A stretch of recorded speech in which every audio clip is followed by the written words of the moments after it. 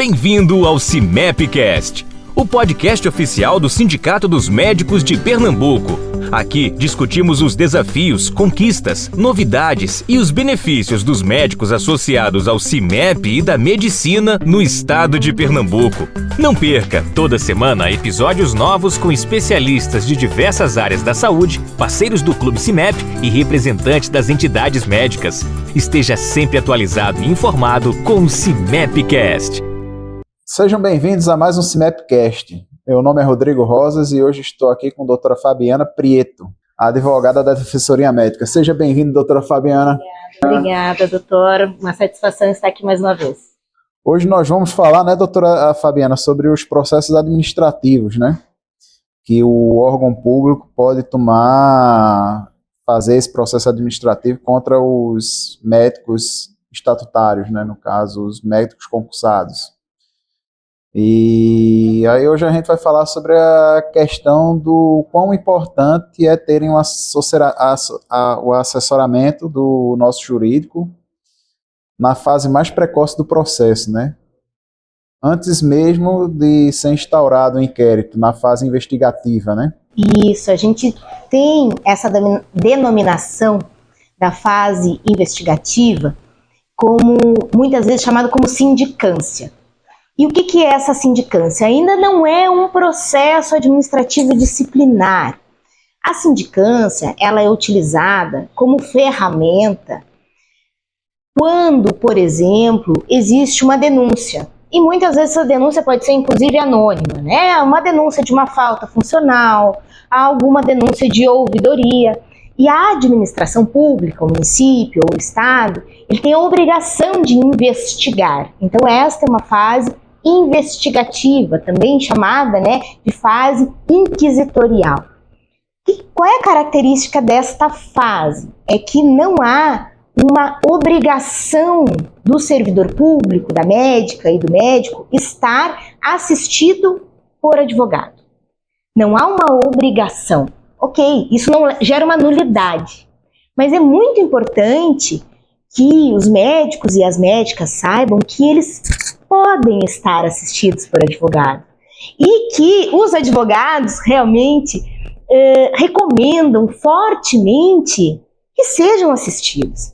Desde a primeira cientificação, quando recebe na sua casa a notificação de que há uma sindicância sendo aberta, quando se chama para prestar esclarecimentos, é muito importante, por exemplo, ter a cópia desses documentos para ver, qual é a origem disso, o que eles estão investigando, quais são as provas que eles têm, o que está acontecendo aqui. É muito importante ter esses documentos, fisicamente, hoje em dia digitalmente, para que se saiba a respeito do que estão pedindo esclarecimentos. Porque assim, o servidor vai prestar o esclarecimento da sindicância a respeito daquele fato. E essas são algumas orientações que a gente dá nessa primeira assessoria jurídica, para o médico sindicalizado aqui, que chega até nós. Vamos ver o que está acontecendo, a gente reúne as provas, avalia o que é importante de estar contido ali naquela declaração. E assim, qualquer depoimento que vai ser dado, também é interessante que haja esse acompanhamento do advogado. Muitas vezes na sindicância se escutam testemunhas, e o servidor ele também pode ser acompanhado de um advogado, nem que seja para chegar lá e ouvir o depoimento da testemunha.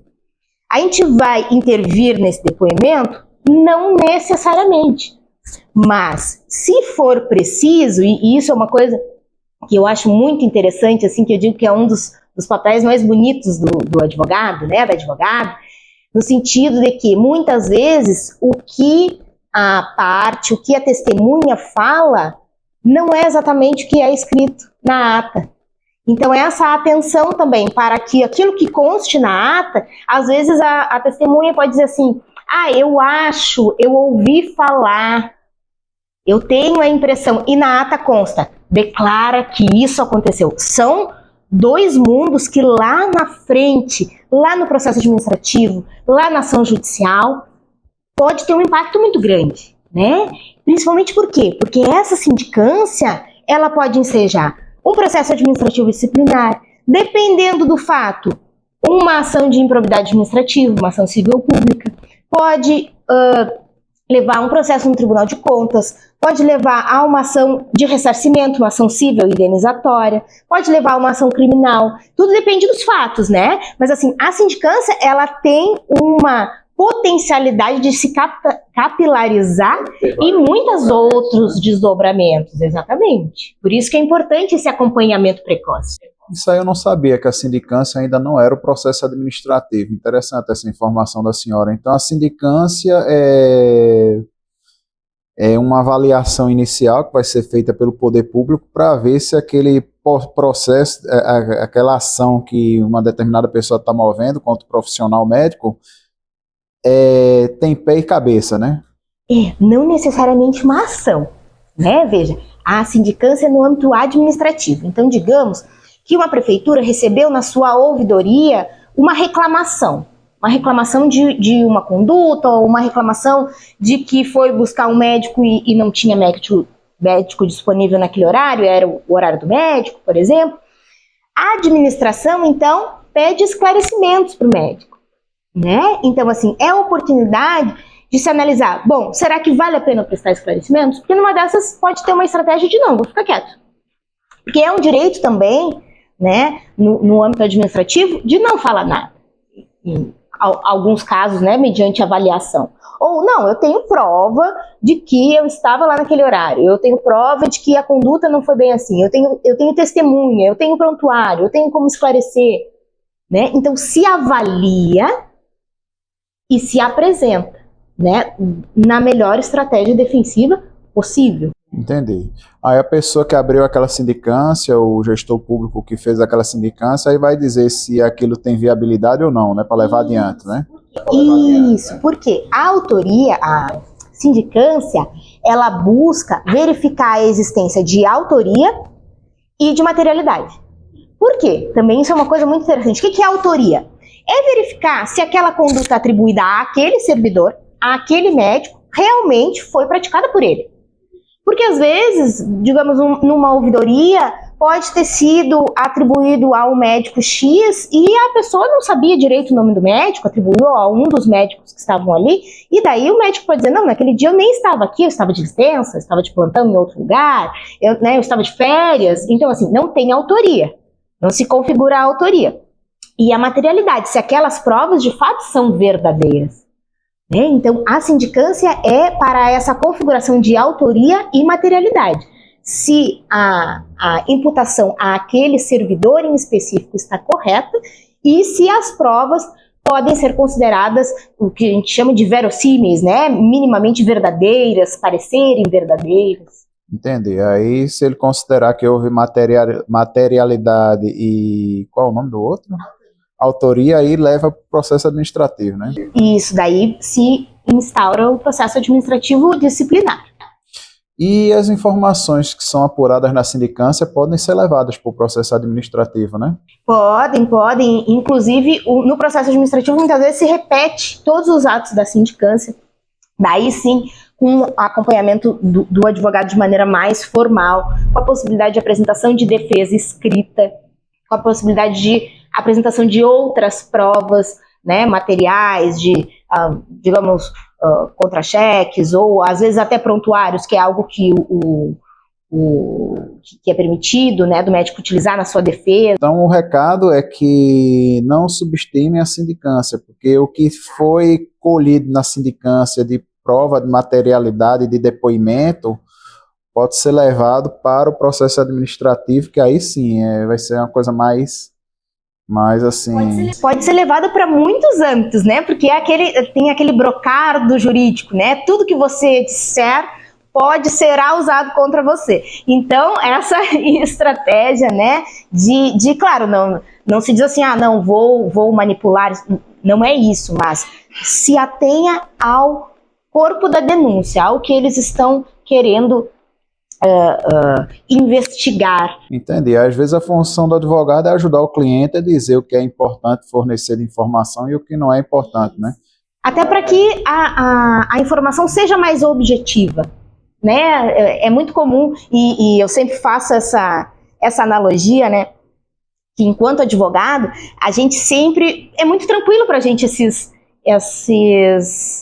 momentos de audiência, mas para alguém que nunca respondeu um processo, às vezes que nunca processou ninguém, tá ali numa audiência, é um momento de muita tensão, estar dentro de um processo, né, como parte, seja autor ou réu, investigado ou denunciante, é sempre um momento de maior tensão. O sentimento de muitos colegas, às vezes, que vão para essas situações, eu nunca passei por isso, mas eu acho que é um sentimento de que, tipo assim, né, eu já sou considerado culpado, né?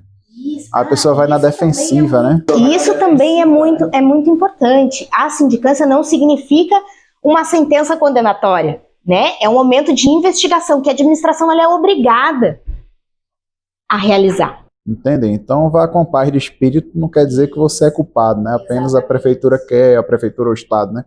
Quer escutar você para tirar conclusões do fato ocorrido que gerou aquela procura, né?